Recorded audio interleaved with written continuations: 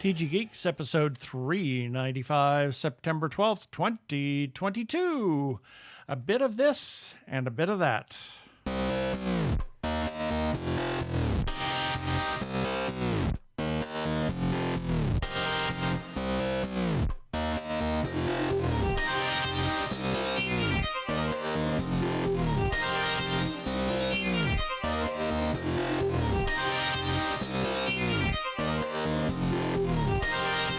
Hello and welcome to another webcast from TGGeeks.com, where Ben and Keith, the two gay geeks, talk about all aspects of Geek-dom and Nerd-ery, sci-fi, comics, film, horror, genre, you name it, we talk about it. I'm Keith Lane. We're coming to you from TG Squared Studios in lovely weird weather Phoenix, Arizona. And I'm Ben Raggington, coming to you from the edges of Tropical Storm May. I think that's her name.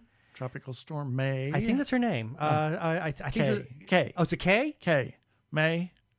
K. I don't know. Shay. I have no idea. I actually thought it was the name was May. Hey. M-A-Y. Okay. Here in Phoenix, Arizona. In other words, it's been kind of wet and humid here. A little bit. Let's get on with it. Prepare for hyperdrive. Meanwhile, in the Hall of Episodes, the two gay geeks are discussing this. Well, it's us again. Imagine that. Imagine that. Hopefully, we're going to have some interviews soon. I hope so. And then we're going to have our birthday shout-outs, our featured podcast of the week, feedback, shout-outs. In the second segment, we might have something to talk about, our wacky weekly recap, and then our regular shout-outs that we do every week, and we're just going to get on with the show.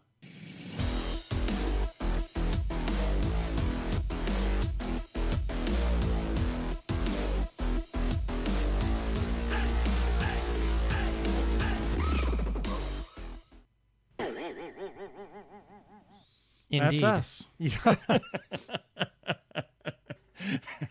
Here we are.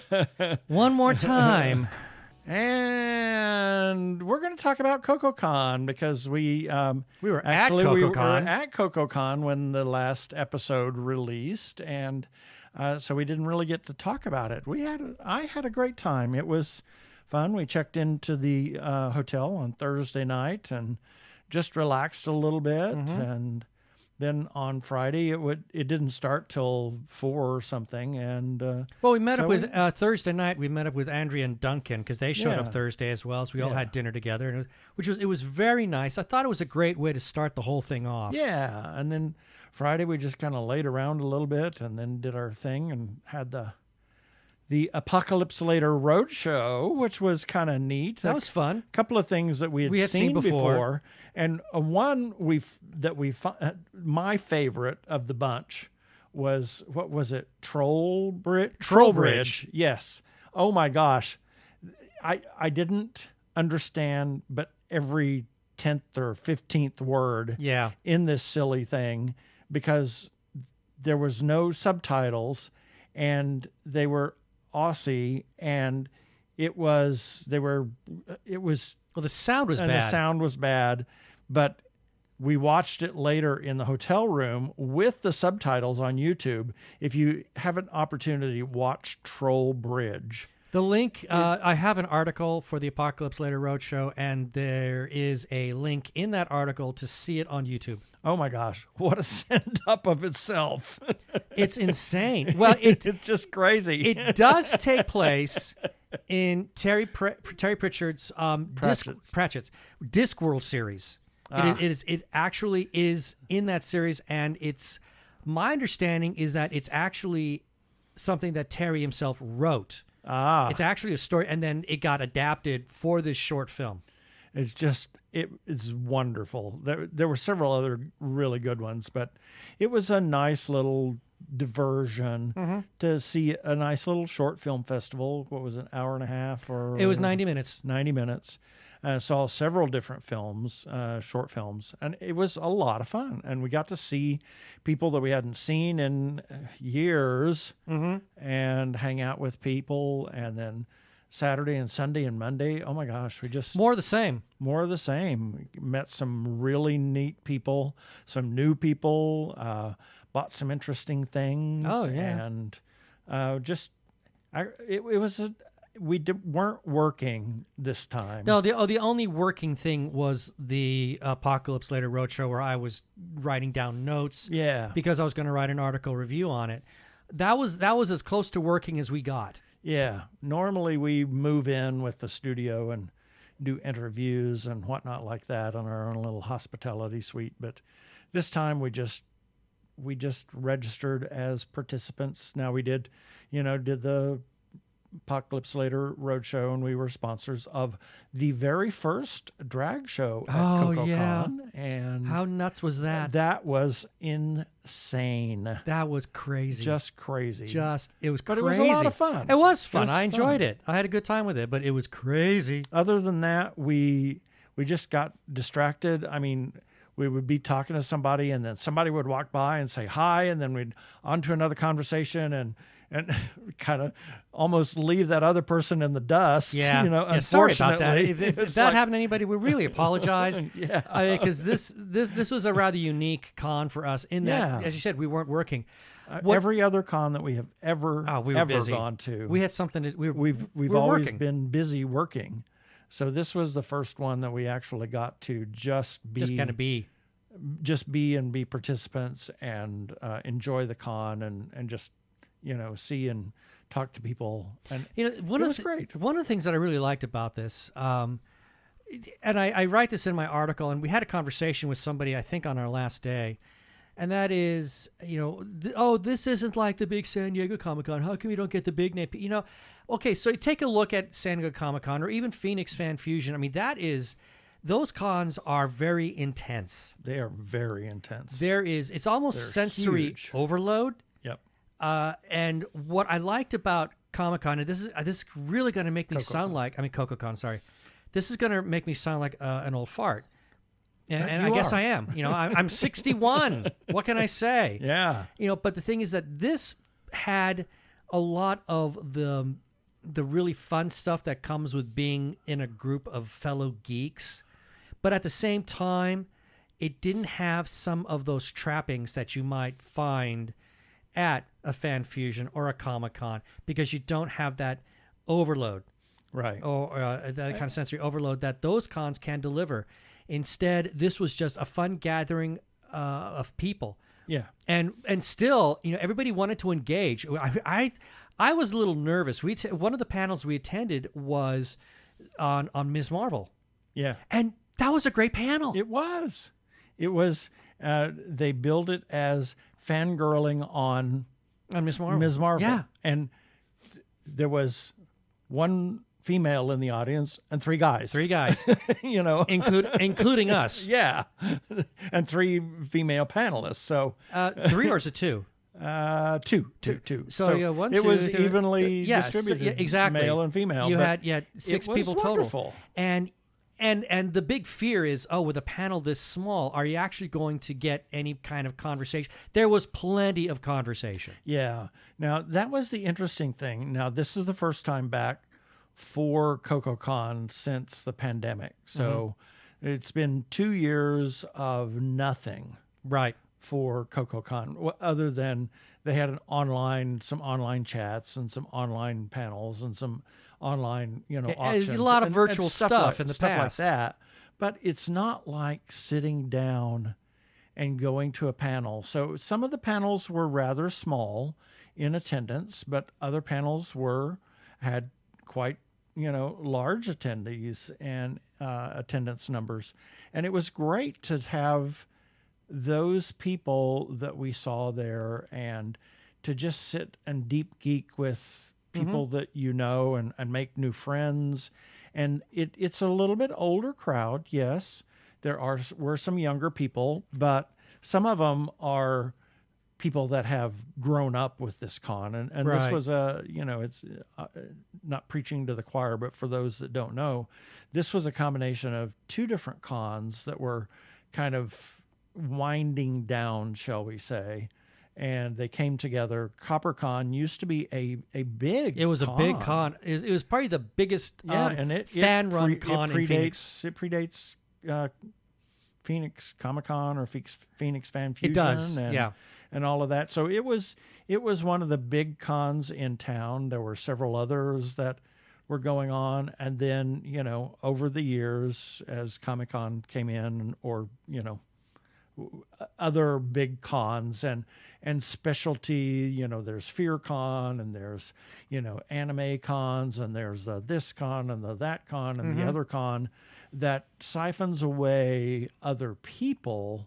and some of the young people. Yeah, we didn't have any anime at this con. There was no, the gamers didn't attend because there was some other gaming convention or something going on at the same time.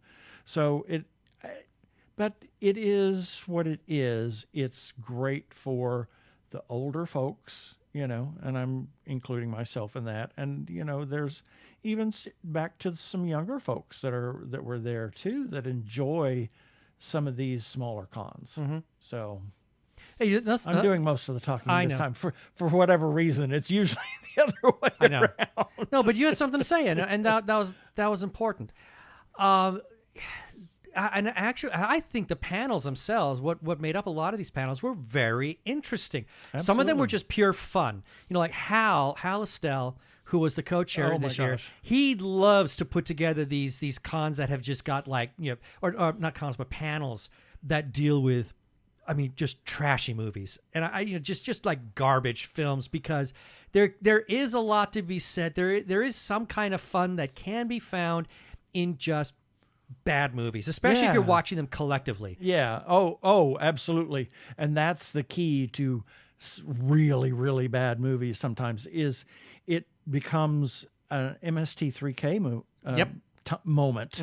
Exactly. In bad movies. It's kind of, I remember The Greasy Strangler. Oh my Horrible God. Imaginings. Oh my God. That is not a film you watch by yourself or with your significant other or a date or anything. No. It needs to be in a group. Multiple people. You need to have at least 10 people in the room. Exactly. But the more the better. Because there are so many WTF moments. Absolutely.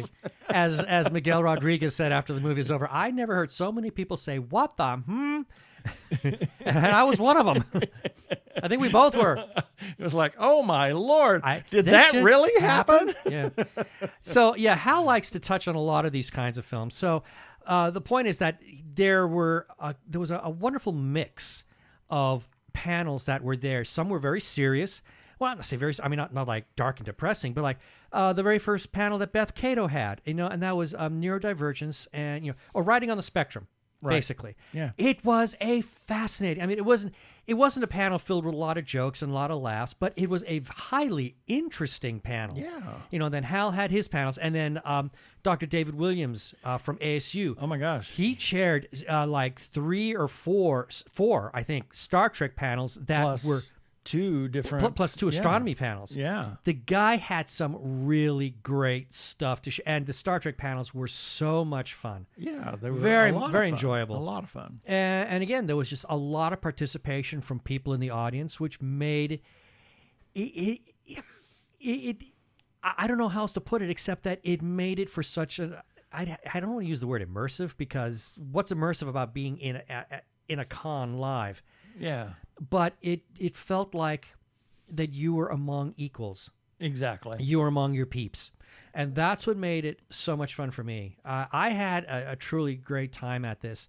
Oh, and we can't forget Hal's trivia game. I was just going to say, you can't forget the trivia. Even though I sucked at it, I had a great time. It was fun. It was really interesting. And it was novel. The way he did it. It was novel, yeah. And it just... one of the categories was he names 3 main characters, the actors, and then you tell him what the movie is. Yeah. And so and I think he stretched the term main character just a little bit on some of them. There was some that were a bit of a stretch, yeah. A bit of a stretch. But then there was one that I got on the first one. It was like I knew what that was. I can't remember what it was now. I think he gave, there was another category where boring synopses, and that might have been one where you got it. But I think there was, the answer, the one that you got right off the bat was for Monty Python and the Holy Grail. Oh, was it? That was the one that you nailed. Oh, you also nailed Blade Runner. Yeah, Blade Runner, yeah. So there was, it's a lot of fun. Yeah, I mean, we lost, but there was only, there was 4 people in there? Yeah, 4 people. For the second only. one? Yeah. I don't know how many were in the first one because I didn't go to that one. About 4. Yeah. Yeah, not that many. So But it was great kind fun. of a Family Feud type. Yeah. The way it's done, and but it was a lot of fun. I had a great time. It was a great time. And I was kind of sad to. I mean, I was glad to come home, but at the same time, I was sad to say bye to the people. And this is a local con, and it's relatively inexpensive. Mm-hmm. So I would encourage you for next year to buy a full membership to CoKoCon. You know, you don't have to go to the hotel. It's nice if you stay at the host hotel because that fills their room block and encourages the hotel to want them back. And it also the hotel, there are after con parties. Yeah. That people host. UFP, which is the United Federation of Phoenix. It's the Phoenix Star Trek fan club that Dr. David Williams is the president of. He was hosting a Star Trek party. We didn't go to it because we had a conflict. I think that was the same night as the film fest. Yeah, yeah. So it was already winding down by the time the festival, the film fest was over. So we didn't attend that. But there are other parties that are going on. There are all kinds of things that are going on. Past the official convention hours. Right. And there's the con suite, which is open almost the entire con. Almost. Yeah. Now, this year was a little scaled back. I've seen, in past years that the con suite is like, there's all kinds of food and snacks and this and that and the other, always, and, all this stuff. But they knew it was first year back. Mm-hmm. They didn't have quite the attendance or quite the registrations that they were anticipating, so they scaled it back just a little bit. Well, it saved a little money, but it's a great place to go and just chat with people and have something to drink, have a snack, have a candy bar or a bag of chips or a sandwich or whatever they have there. And they're cooking food as well. Yeah. Oh, we can't forget David Lee Summers. Can't forget him. We attended David's reading. We were the only ones that attended initially the reading that David did. And he did 2 different readings, one of a book that is out currently and one that is coming out next year, I believe. I think it's next year. And oh my gosh, they were great. It was great. And then we got to chat with David as well. So yeah. And we like David. We love David. And we bought the book, the one that's already out. Yeah. Yeah, we bought that one because after he read like the first chapter, I'm like okay. Oh my gosh. Well, I kind of need to know what happens now. Exactly. I need to know how the story ends. Yep. I even bought a Kindle copy so I don't have to damage the book. That's true. We did buy an autographed book. Yeah, we bought a hard copy and he did autograph that. But yeah, we bought Kindles because we want that we don't want to damage the book. The signed books we usually keep in a safe place. Yeah. Yep. Plus, it's also easier on the Kindle, easier for the eyes. Exactly.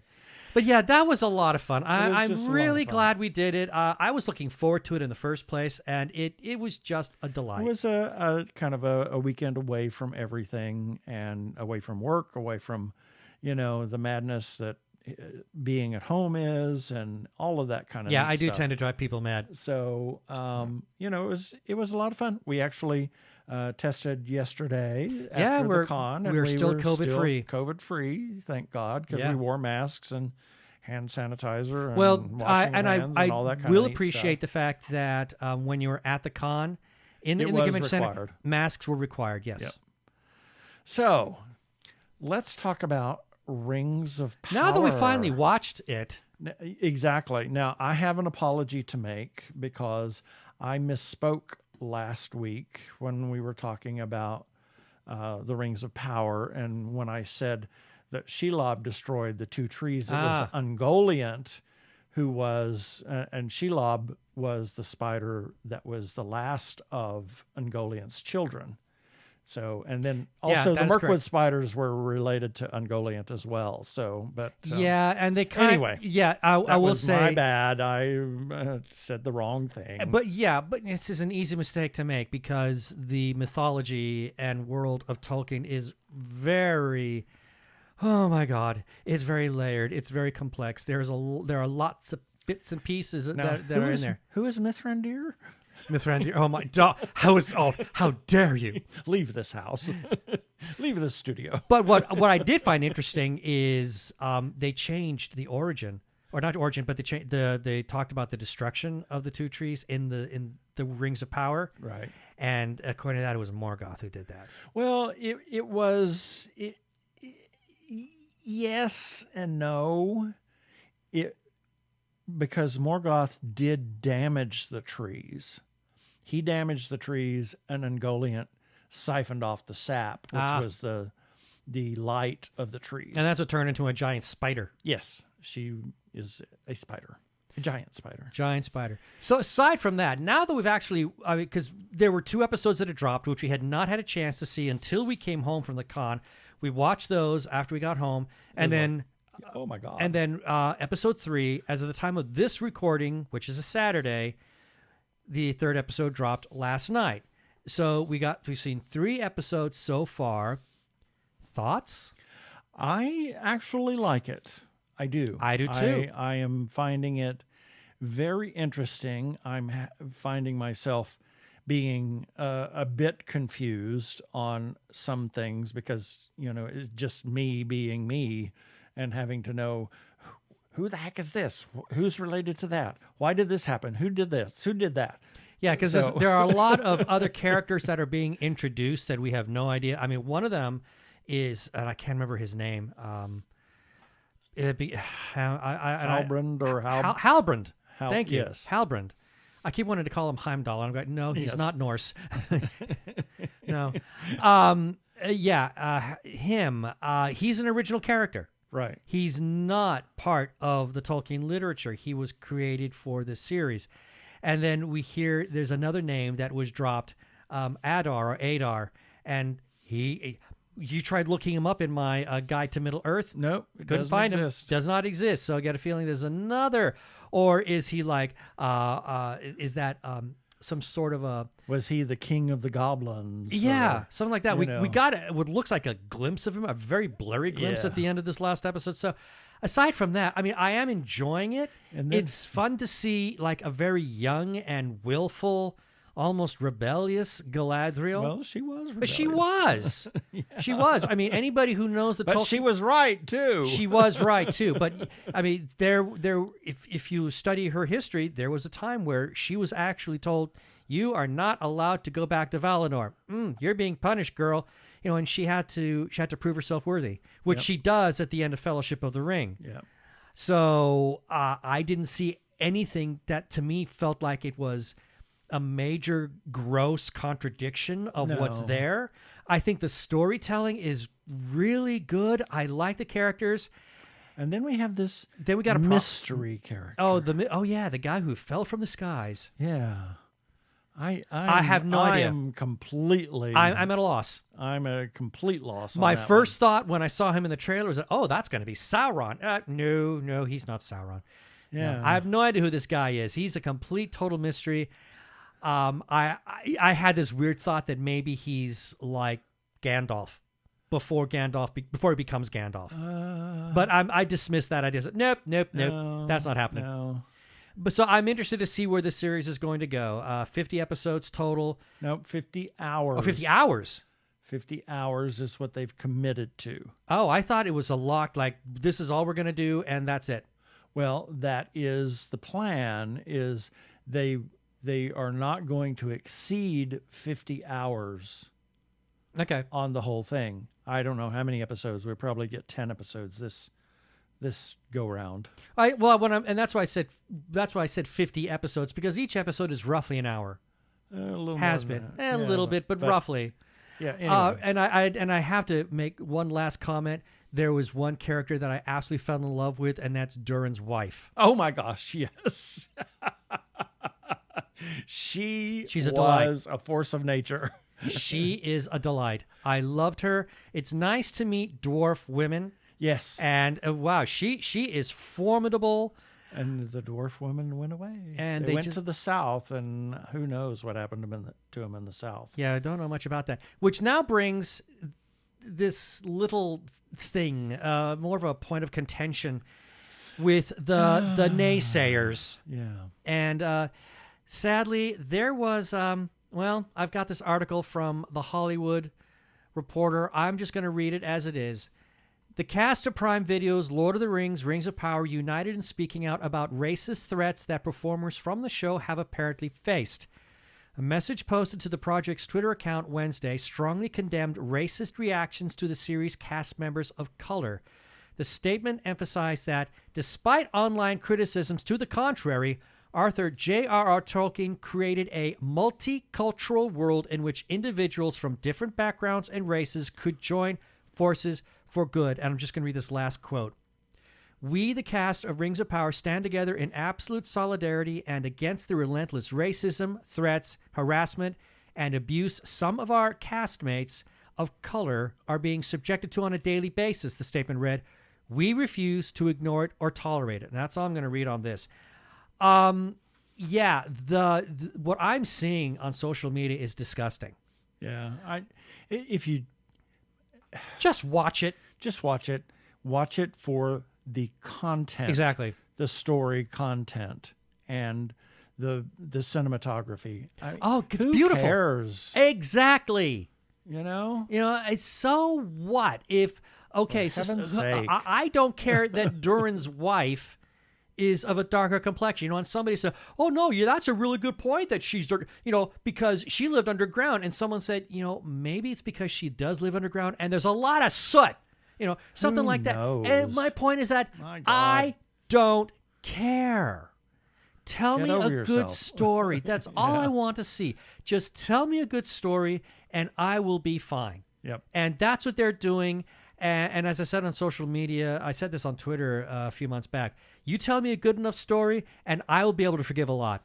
And even if they do diverge from the actual quote unquote canon, I hate to use that word, but just tell me a good story and, that's all I really care about. And I think so far the Rings of Power is telling a good story. As long as I mean, it's like the Star Trek and the Star Trek canon, and the things that have gone on there. If you do it right, you can kind of deviate from quote unquote canon if you do it right. Mm-hmm. So and I would also disagree with what some of the initial critics were saying. How they were saying, "Oh, it's beautiful, but nothing happens." Oh, and we watched the first 2 episodes, and I thought, who's saying nothing's happening? There's a lot happening here. Exactly. I thought it was very enjoyable. I am very much looking forward to seeing where it goes. Absolutely. This is Beth Cato, author of Breath of Earth and Call of Fire. You're listening to the Two Gay Geeks.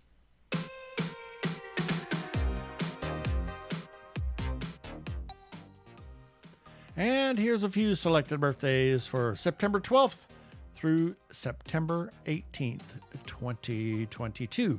Now, I just have to say, I didn't know that his first name was Arthur J.R.R. Tolkien. What? You said Arthur J.R. Author. Author. Oh. Author. King of the Britons. Who are the Britons? We're all the Britons, and I'm your king. Oh, no. We are not going down that path again. No. We will lose time and not be able to do any more of this show. Well, I didn't vote for you. You don't vote for king. Oh, stop it. September 12th, Hans Zimmer.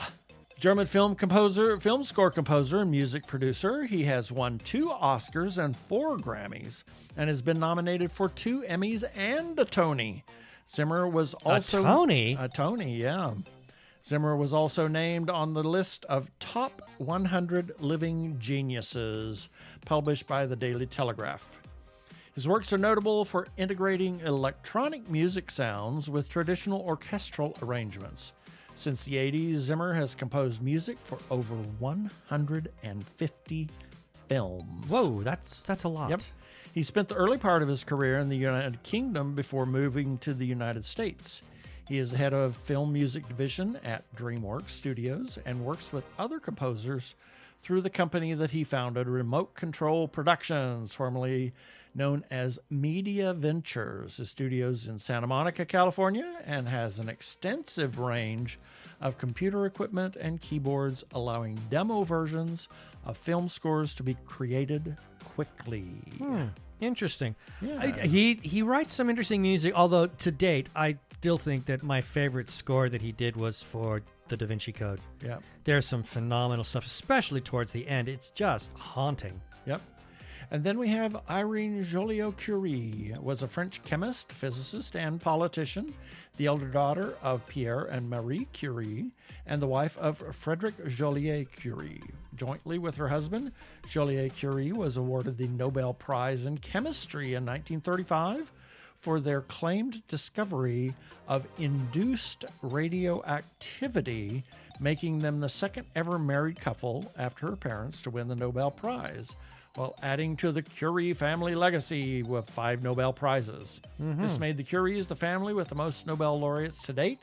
She was also one of the first 3 women to be a member of a French government, becoming Undersecretary for Scientific Research under the Popular Front in 1936. Both children of those Joliet-Curies, Helene and Pierre, were also prominent scientists. She died in Paris on 17th March 1956 from an acute leukemia linked to her exposure to polonium and X-rays. Yeah, I was going to say it's sort of the same thing that happened to her parents. Absolutely. I mean, they were always showing off this radium. Yep. And they had no idea what kind of toxic after effects that would create. Their home is still a radioactive site, and you can only spend so much time in there researching, and then you must leave. Wow. For a period of time. Man, I wonder when that's going to finally die down. Well, 70,000 years probably. Or something, you know. And then we have Neil Peart, drummer for Rush. And we're so sorry that he's gone. Yep. And Ian Holm, speaking of The Hobbit and Lord of the Rings. I loved him as Bilbo. He was. And we have to mention Desmond Llewellyn. M. Yes, or Q. I'm sorry, Q. Yes. You're right, he wasn't M, he was Q. Duh. Yeah, get those letters mixed up. T, V, X, R. Y, Z. No, R. That was John Cleese. John Cleese. He was R. And then we have a cousin of mine, Terry Talent. Happy birthday, Terry. Happy birthday. September 13th, Don Bluth is an American film director, animator, production designer, and animation instructor. Best known for his animated films, including The Secret of Nim, An American Tale, The Land Before Time, All Dogs Go to Heaven, Anastasia, and Titan A.E. He also animated some video games that took they were just like the thing to play because the animation was so rich. His involvement in the Laserdisc game Dragon's Lair in That's 1983, and for competing with former employer Walt Disney Productions during the years leading up to the films that became the Disney Renaissance. He's the older brother of illustrator Toby Bluth. Mae Questel was an American actress. She was best known for providing the voices for the animated characters Betty Boop from 1931 and Olive Oil from 1933. She began in vaudeville, primarily working as an impressionist. She later performed on Broadway and in films and television, including her role as Aunt Bethany in National Lampoon's Christmas Vacation. Aunt She Bethany steals the movie. Does your cat like Jell-O? She sometimes wraps her cat as a present. She wrapped her damn cat. She's hilarious in that movie. This one's leaking. Oh, well, that's her Jello mold. Then we have Barbara Bain. Oh my gosh. Former wife to Martin Landau, Yep. and actress in her own right. Exactly. And friend of ours, Helen Stevenson, who is associated with the Prescott Film Festival. Mm-hmm. And Tiffany Wilhelm, a brand new teacher in Washington State. Congrats and She happy birthday. had been a teacher, but she had on an interim basis, and then went back and got her degree and is now a full-fledged teacher. Good for her. September 14th, Walter Koenig, American actor and screenwriter. He began his acting professionally in the mid-60s and quickly rose to prominence for his supporting roles as Ensign Pavel Chekhov in Star Trek, the original series. It's a role that I think he grew to hate the part. Oh, probably. He went on to reprise this role in 6 original cast Star Trek films. He also acted in several other series, including Goodbye, Raggedy Ann, The Questor Tapes, and Babylon 5. Actually, he was in my gosh. 7 Star Trek films. Yeah. Okay. Because he appears in the first part of Star Trek Generations, which is Trek 7. Babylon 5 as Bester. Oh my gosh. Oh, he loved Bester. I'm sure he did. And I remember seeing people say, Chekhov who, after watching him as Bester, because that was such a juicy part, and he loved playing him. In addition to his acting career, he's made a career in writing as well. Mm-hmm. So, and then we have Luigi Carobini, was an Italian classical and romantic composer. His most significant compositions are operas and sacred music. Beethoven regarded Carobini as the greatest of his contemporaries, and his operas were heavily praised and interpreted by Rossini. September 15th, Fay Wray was a Canadian-American actress, best remembered for starring as Anne Darrow in the 1933 film King Kong. King Kong. Yep. Through an acting career that spanned nearly 6 decades, Ray attained international recognition as the actress in horror films. She has been dubbed as one of the early Scream Queens. I was going to say that. I think she's like one of, if not the original, one of the earliest Scream Queens. Yep. And she starred, after the success of King Kong, she made numerous appearances in both film and television, retiring in 1980. Wow! Yeah. She died in 2004 at the age of 96. No kidding! Yes. Far out. I didn't know she lived that long. Yep. Jessie Norman was an American opera singer and recitalist. She was able to perform dramatic soprano roles, but refused to be limited by that voice type. A commanding presence on operatic concert and recital stages, Norman was associated with roles including Beethoven's Leonore, Wagner's Sieglinde, and Kundry. Let's see, Cassandra and Didon by Berlioz, and Bartok's Judith in Bluebeard's Castle. Really? Oh, that would have been interesting. Yep. The New York Times music critic Edward Rothstein described her voice as a grand mansion of sound. That's about right. And wrote that it has enormous dimensions reaching backward and upward. It opens into unexpected vistas. It contains sunlit rooms, narrow passageways, and cavernous halls. My favorite role, of course, will always be Ariadne. Ariadne, yes. She was wonderful in that. She was just wonderful. She was, but I loved her in She was Ariadne. so nonplussed. Yeah, she was amazing in Ariadne. The diva, Noxos. truly. Oh, yeah. Yeah. Max Factor Sr. was a Polish-American businessman, musician, entrepreneur, and inventor. I was going to say entrepreneur inventor. What? That's a new word. A new word. As a founder of the cosmetics giants Max Factor and Company, he largely developed the modern cosmetics industry in the United States and popularized the term makeup in noun form based on the verb. He is also known for doing makeovers for starlets and giving them their signature looks. His most iconic works include Jean Harlow's platinum hair, Clara Bow's bob, Lucille Ball's false eyelashes and red curls, and Joan Crawford's hunter's bow or overdrawn lips. Then we have Agatha Christie. Oh. Wonderful, wonderful writer. What needs to be said? Exactly. And friend of ours, Mary Brown. Happy birthday, Mary. September 16th, Anne Francis was an American actress known for groundbreaking roles in the science fiction film Forbidden Planet from 1956 and the television action drama series Honey West. Forbidden Planet marked a first in color, big-budget, science fiction-themed motion pictures. 9 years later, Francis challenged female stereotypes in Honey West, in which she played a perky blonde private investigator who was as quick with the body slams as witty one-liners. Oh, good for her. Yeah, she earned a Golden Globe Award and an Emmy Award nomination for her performance. She was known largely for her physical assets, including a trademark mole near her lower lip. Oh, yes. The beauty mark was even written into the script of one of her films. Ed Begley Jr. Oh. American actor and environmental activist. Activist. Yes. Begley. Oh, boy. I've only been up since 4:30 because my eyes flopped open. Begley has appeared in hundreds of films, television shows, and stage performances. He played Dr. Victor Ehrlich on the television series Saint Elsewhere. The role earned him 6 consecutive Primetime Emmy Award nominations and a Golden Globe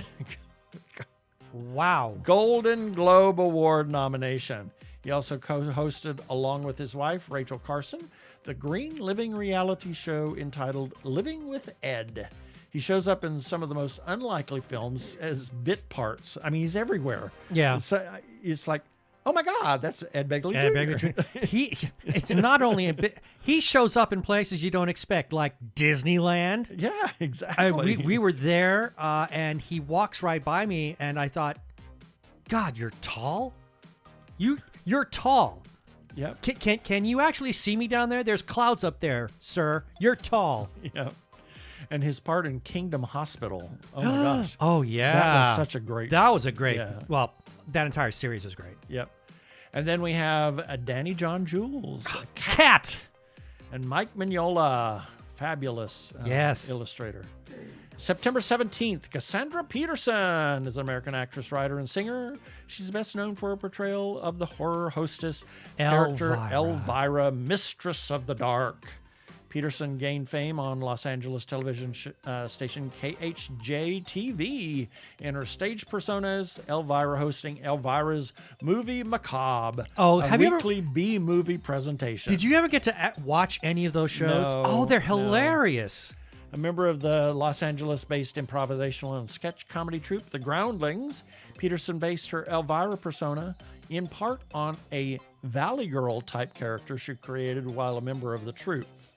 The popularity of Elvira's Movie Macabre led to the 1988 film Elvira, Mistress of the Dark, and later 2001 film Elvira's Haunted Hills, both starring Peterson as Elvira.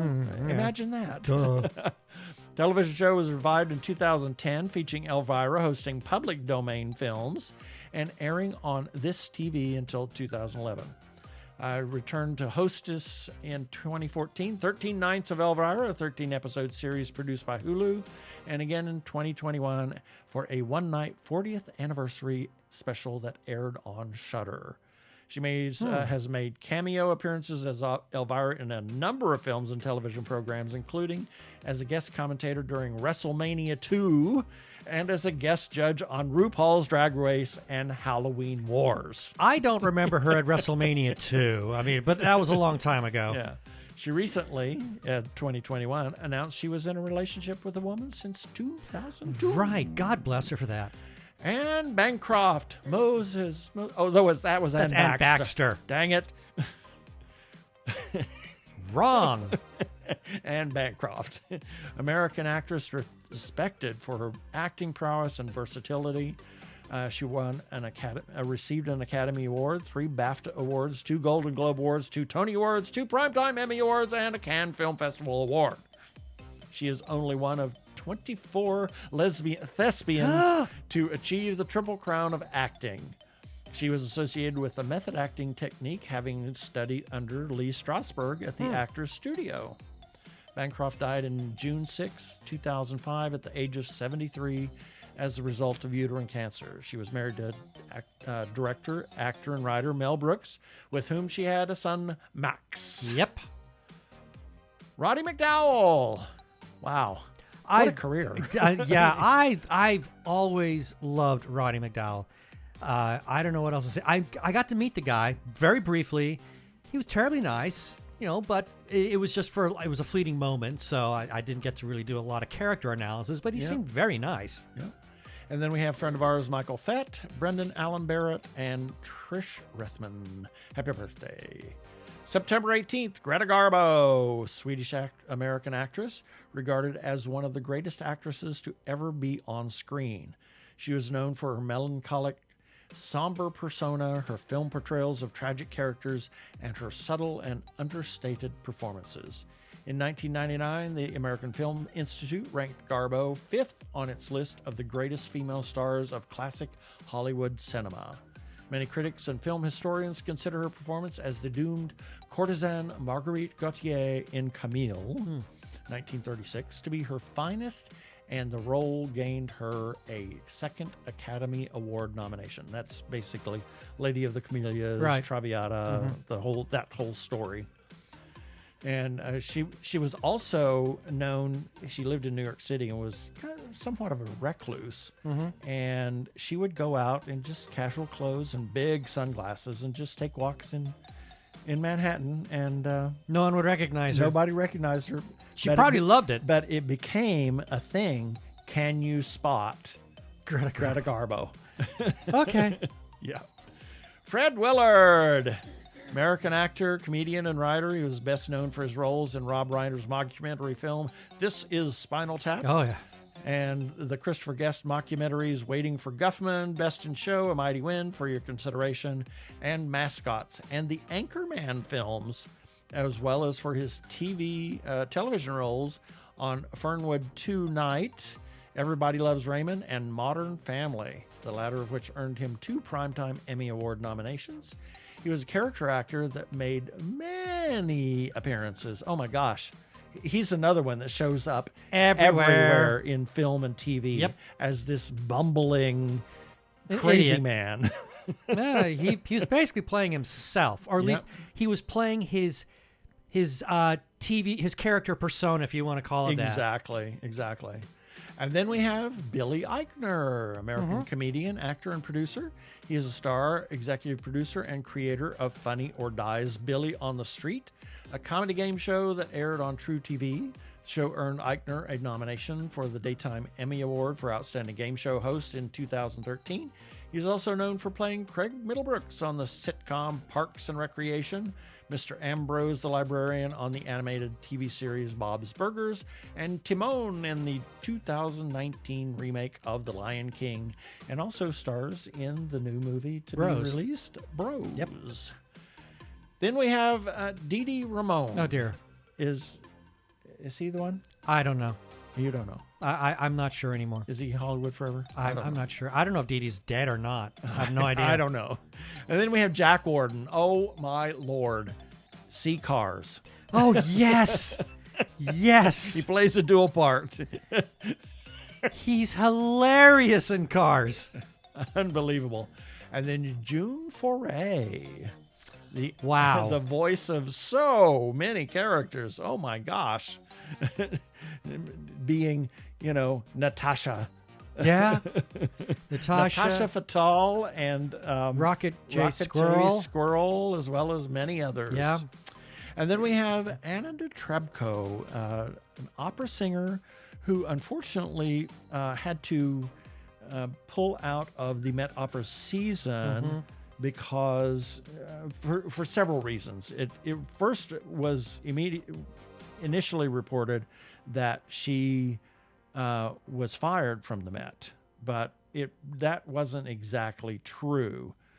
She could not perform at the Met because she is Russian, and for her to perform at the Met at the time, this was right at the beginning, early parts of the Russian-Ukraine war, and her family would have faced reprisals and whatnot like that. So it was kind of a mutually agreed upon thing that she would not sing at the Met this season.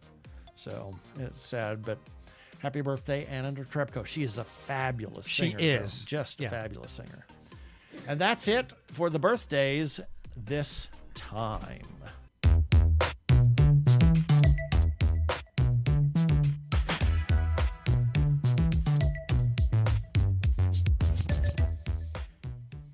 Technorama, the podcast for geeks, because geeks are better than cool.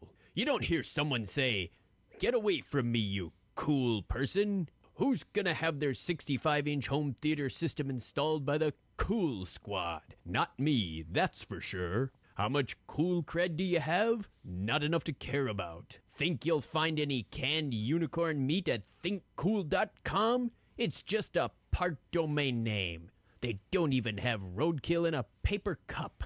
That's why you need to start listening to Technorama, because that's what geeks do. Go to chuckchat.com and listen to Technorama before you turn cool.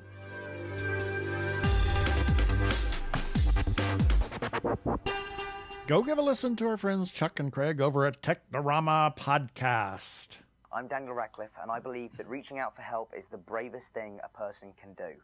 If you are struggling and need support, call the Trevor Lifeline at 1-866-488-7386. It's free and confidential, and trained counselors are there to listen 24/7 without judgment. To learn more about the Trevor Project's life-saving work for lesbian, gay, bisexual, transgender, or questioning young people, go to thetrevorproject.org.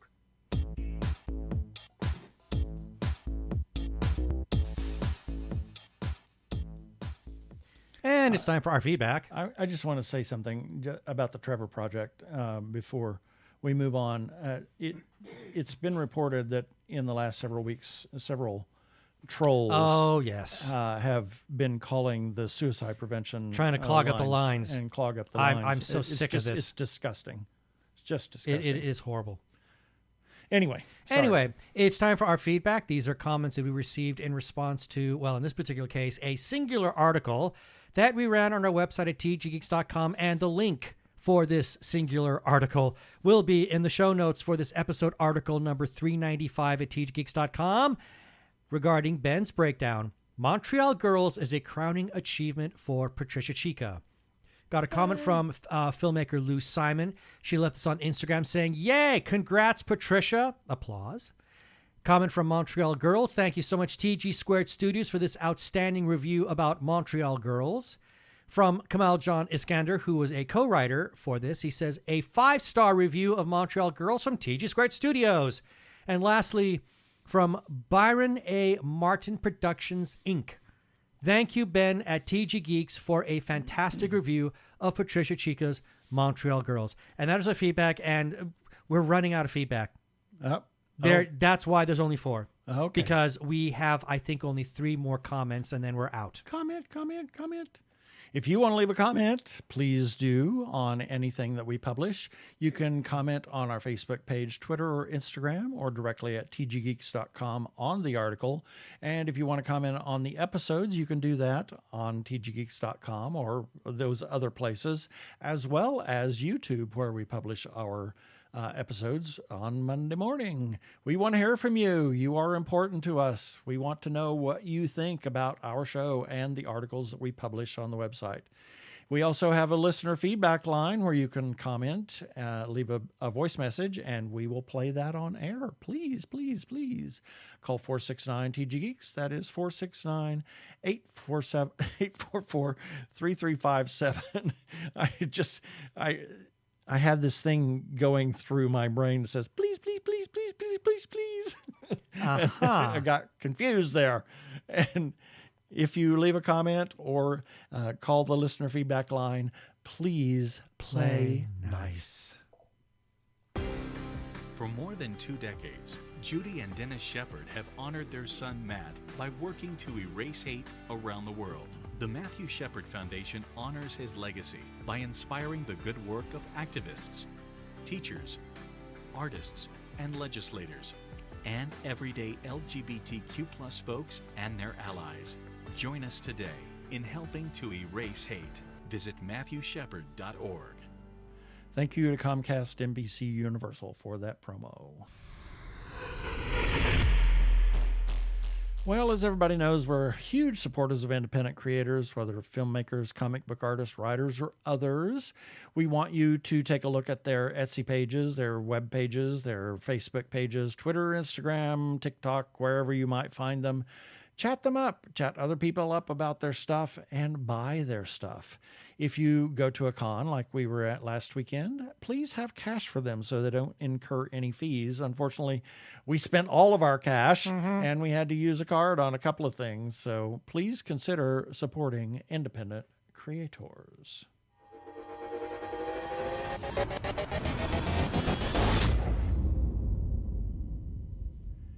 If you are trans or are questioning your gender identity, and if you are in crisis or are feeling isolated and need someone to talk to, or you know of someone in a similar situation, there is a special hotline just for you.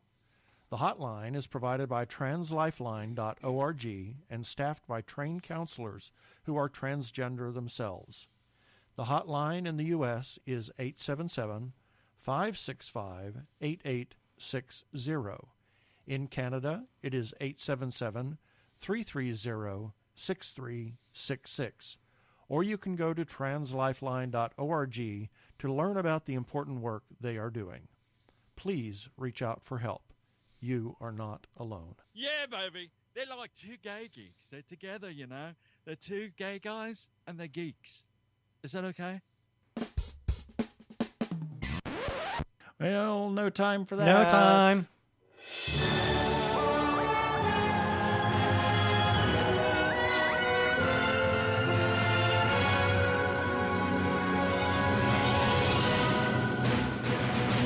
Didn't have anything anyway. No, not really. And it's time for our weekly review. These are items that we when do we ever have anything, really? I mean, we make this stuff as we go. Our weekly review. These are items that we ran on our website at tggeeks.com, and the links for each of these can be found in the show notes for this episode, article number 395 at tggeeks.com, starting with Sunday, September 4th, Nerdy Chupacabras number 116. On Monday the 5th, TG Geeks episode number 394. On Tuesday the 6th, Ben's Breakdown, CoKoCon 2022 Thoughts. On Wednesday the 7th, Focus Features releases Armageddon Time in select theaters October 28th. On Thursday the 8th, Amazon Prime to release My Policeman in theaters October 21st and Prime Video November 4th. On Friday the 9th, Hamish Downey's News Sushi number 129, Morsels of News from Japan and Beyond. And on Saturday the 10th, Disney wows crowd at D23 Expo 2022 with new slate of films. Oh my gosh, you should look at that article. I can't wait. I haven't had a chance yet. I'm looking forward to it. Oh my Lord.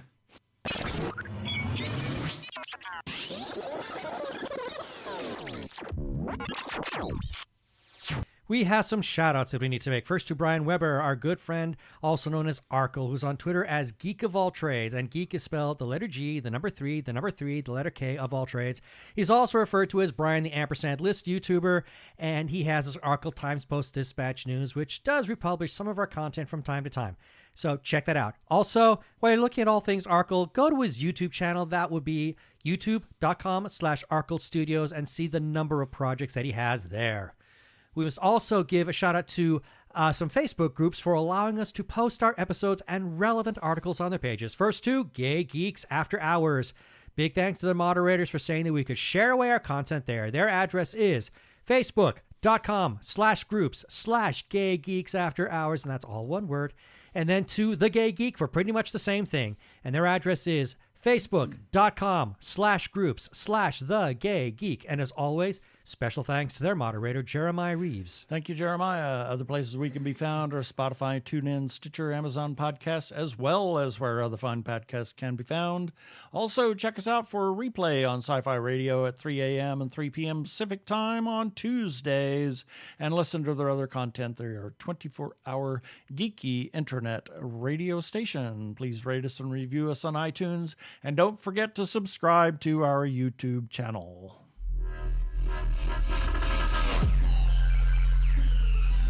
And that should do it for this episode of TG Geeks Webcast. Be sure to check out the article for this webcast episode. We're going to have several links on the page of things we talked about. And remember, you can comment on our Facebook page or our website, tggeeks.com. Or you can leave us a voicemail at 469-TG-GEEKS. That is 469-844-3357 from TG Squared Studios. I'm Keith Lane. Thanks for listening. Live and be your authentic self, no matter what the world tells you. Please be kind to yourself and those around you. Stay safe, wear a mask, get vaccinated, get boosted. Peace. Cheers.